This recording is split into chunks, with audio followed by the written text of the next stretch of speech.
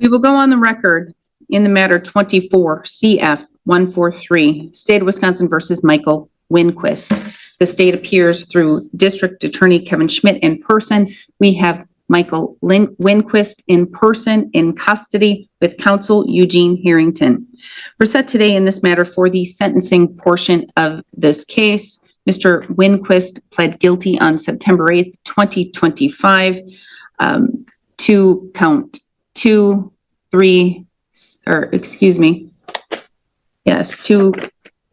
count one amended to second reckless injury with a firearm as a domestic enhancer, count 2, 3, 6, 7, and 8. The court ordered a pre-sentence investigation report. The court has received and reviewed the report.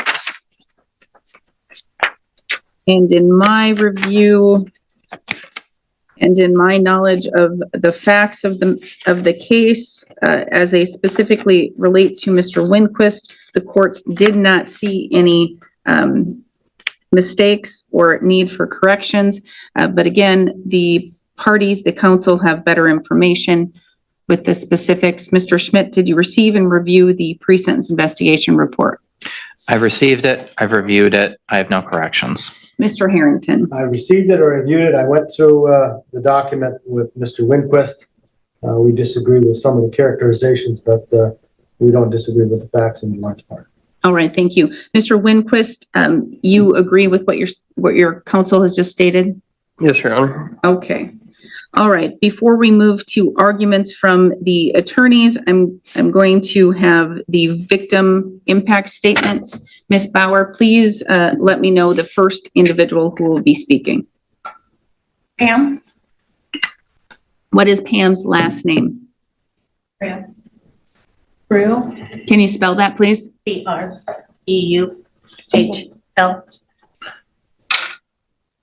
All right. Oops, sorry. And for the record, please state your relation to this case. My relationship to Christina is her mother. All right, you may begin. Well, I mean, really, what can I say? I mean, Christina has been shot. She's had to go to the doctor several times during the month. I think it was, don't quote me on this, but I think it was like 34 times out of 30 days that she was at the doctor. It's caused a huge hardship within our family. I mean, really, what can you say? My daughter's been shot. Yeah, she may look normal, but she's not normal inside. Her cognitive ability is not there. And then you expect her to live a life, and the rest of us to live that life as well. I mean, it is what it is. I mean, the doctor's reports and everything has been there, has showed everything. She's not okay. And, let's get back to where, the very beginning of really what happened and what's gone on. And that's what I expect the council to do. Thank you. Thank you.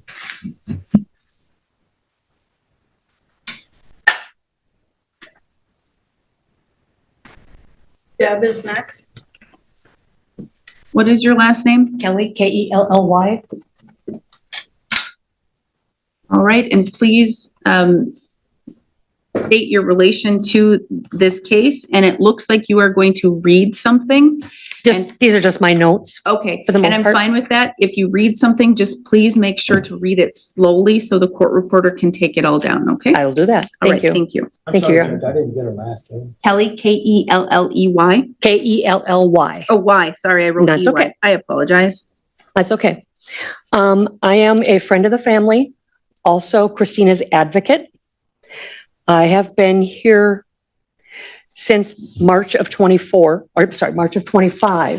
is when I was asked to kind of step in and help with the family. Christina did not have the ability to schedule appointments, drive anywhere. So they needed somebody to kind of coordinate all of this, and I stepped in and took that role.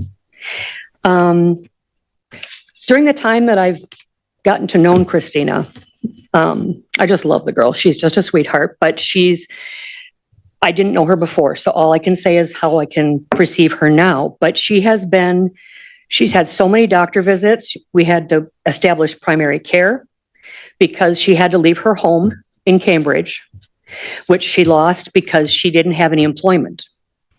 So she left her home in Grantsburg and moved to Cambridge so that her son could stay with her sister. She's been to neurology. She has a TBI. She has seizures almost weekly. She had a brain bleed, which resulted in having a coil implanted. We've had psychological testing, behavioral psych testing. She's been determined that she has moderate to severe memory issues and moderate neurocognitive disorders secondary to the TBI. She's been to cardiology. She's had at least 4 cosmetic surgeries to repair the injury to the scalp. She has 2 more coming. The surgeon did make a comment that it was like putting Humpty Dumpty back together again. So that was kind of interesting because it was such a mess. The orthopedic, she has injuries to her neck and her lower back. She is now using a cane and a walker, depending on where she is. She's supposed to have a sleep study done, but she's got some trauma with that for fear of being away and being around others. She has biweekly therapy sessions for trauma, PTSD, anxiety, depression, sleep issues. Excuse me. She has 90% hearing loss, both hearing aids in both ears, and all of this is a result of the injury on May 31st. She had left Grantsburg, the place that she knew as home. She lived with her sister for a while, and her son lived with her other sister. They weren't able to be together. The home that she lost was the home that she had with her prior husband, who has since passed away. So this home meant a lot to Christina and the boys, and it's now gone. And to clean up the house, because of the damage that was done, just the biohazard cleanup alone was $28,000. That does not include repairing of the subfloor, new carpet, new sheetrock, new appliances, new flooring. That's above and beyond. Her home in Grantsburg had been robbed many times to the tune of $18,000 plus, and those charges are still pending. And that's because she was unable to be at the home.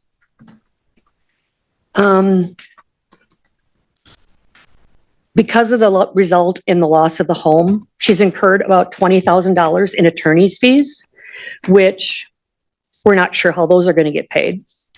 Right now, her only source of income is working very part-time, and her deceased husband has a small pension. Otherwise, that is her only source of income. We've applied for Social Security disability. We've initially been denied, but we are in the process of appealing for that. She's been subject to some online harassment by the defendant's ex-wife, and also his aunt apparently made an appointment. We want to make sure that this is known to him too, and his mother. His aunt made an appointment to see Christina. She is a cosmetologist at the salon. Was very intrusive in a lot of the questions that were asked. Christina was just being very polite and very, didn't give a whole lot of information. And then as she was leaving, she turned to Christina and said, "By the way, I'm Mike's aunt," and left. That caused some serious trauma for her. No matter what happens, Mr. Winquist will be able to leave at one point and lead a relatively normal life. Christina's life has been irrevocably changed. There will be no living normal for her. She has PTSD. She has flashbacks. She has blackouts. She is fearful of being in public, or especially being around men. Her and Donovan they're doing good based on the circumstances here, but life is not normal. They're doing good, meaning that they're here physically, as to what could have happened. That's all I have for now, and thank you for your time. I appreciate that. Thank you, Ms. Kelly.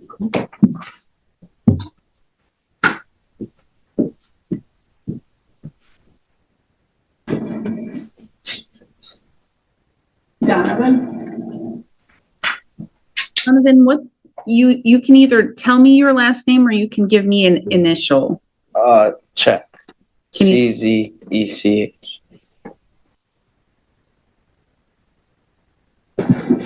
Okay. And you are the victim's son? Yes. All right. What would you like me to know? And I'm going to say you sound a little spoken, which is okay, but can you speak into the microphone and talk as loudly as you can and try and enunciate your words so I can hear them and so my court reporter can hear them? Yes. Okay. So, like, I don't really understand why it's not child endangerment is added to it. Because if the gun was not jammed, I know for sure he would have came after me because I was still in the house. I was behind, like, one of these walls right here. I was behind one of those. And you're pointing to the jury box? Well, like, So it was that high? no. So our stairs are on the other side, and he was over here in our house by the fridge. He could have easily, because there's no basement door to get out. So he could have easily trapped me in the basement and shot me right there. But thankfully, God saved me and my mom. For the whole night, I didn't even know she was alive or dead because they didn't give any information. And then I had to stay away from my mom 3 months. 3 months. Because she had to heal. And I was living at my aunt at the time. We saw her for the first couple of days. Saw her breathing tube down her mouth. She could not talk for the rest of the week after she got shot. And then the next week, she was a little bit better. And then we saw her heal. But then she said, I can't hear you, Donovan. You need to speak up. And then they're thinking about that she won't even remember me ever again. But that was proven that she could remember me. It was just a hard time. We're struggling to pay bills. All because of this happened. And then we get robbed like a couple nights after. And then, I don't know. And then we expect him to come back to the same community, live his life, a normal life. He can do whatever he wants as soon as he gets out. But me and my mom struggle to do stuff that we want to do. Because it depends how her legs feel. Depends how she feels that day. And sometimes she gets so scared at night that she comes in my room, makes sure I'm still there, and checks on me. That's how bad it is. That's how bad her PTSD is. I'm seeing weekly therapy with my PTSD because whenever she has a man over, I have to tense up or I have to get involved. It's just we can't live our life normal again. We can't trust any man that's in our house. Because we don't know what they're going to do. And yeah. Thank you, Donovan. Yeah.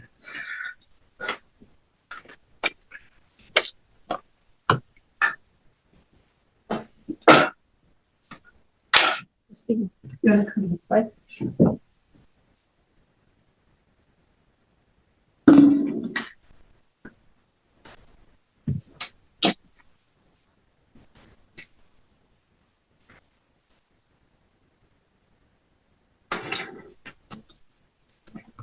All right, and you can either state your name for the record or you can just use your initials. Christina Fickbaum. All right. And I'm going to say the same thing to Donovan. Please speak into the microphone just so I can make sure that I hear everything and my court reporter can too, okay? Okay. And if at any time you need me to turn up the system so you can hear better, if you're missing something, just raise your hand and then I'll know that I need to turn up our audio system, okay? Okay. You may start whenever. You know, it took me a long time to decide what I was going to say, what I wasn't going to say, because And I'm so sorry to interrupt, but can you just, I know that this is, that you're in court and your anxiety is probably really high, but can you just speak a little slower too? sure. I struggle with it just for the simple fact that, a lot of things I don't remember. And anytime that I think about Mike, everything just goes blank. I'm definitely nervous about what I should say or what I shouldn't say for fear of what will happen once he gets out, because I'm unable to file a restraining order at that time.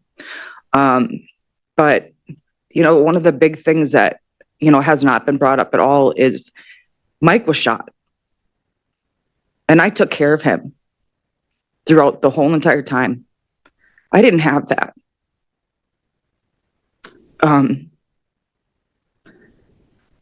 Like they say, my life is not the same. My whole family's been impacted by this. And I feel bad because I'm like a burden. I always tell people it's like in reference of when you blow out candles on birthday cake, that's how fast my life was gone. He didn't kill me, but my life left. And, the other thing too that's pretty hard is that he could have very well taken another parent for my children. And the thought of that for them is just unbearable. And I'm not the same. I mean, people keep telling me I'm not the same. I don't feel the same.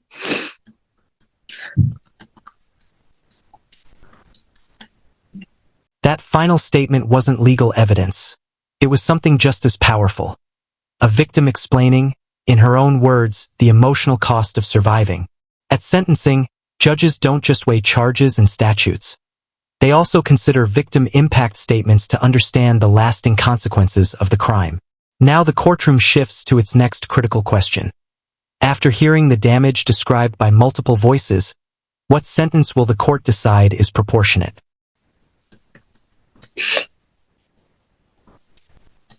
I guess, Debbie, can you? Yeah.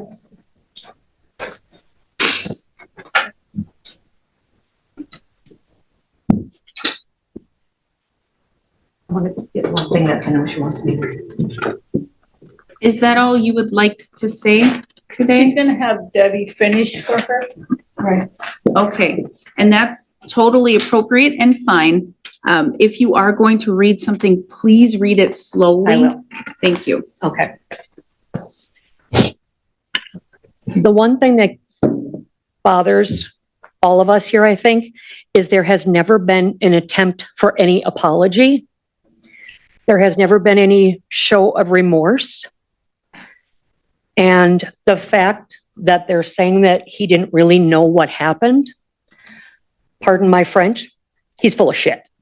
And I apologize for that. There is one thing that Christina came across that I wanted to read as though I'm Christina. You were not my partner. You were my punishment. You didn't love me. You drained me. And yet I called it romance. You didn't hold me. You caged me. And I mistook the bars for a warm embrace. You weren't my partner in life. You were the tax I paid for ignoring my worth. I prayed for love, and life handed me a lesson in scars. That wasn't fate, it was a mirror. It wasn't chosen, I wasn't chosen, I was targeted. My kindness made me a canvas for your cruelty, and my silence gave you power. You broke things in me you had no right to touch. I kept trying to heal with the same hands that hurt me. You didn't walk beside me, you dragged me. You weren't building a future, I was surviving a sentence. You were a storm pretending to be a shelter. You called it passion, but it was punishment. I watered dead things. I stitched red flags into rose bouquets. You weren't a lesson. You were a warning, and I just refused to listen.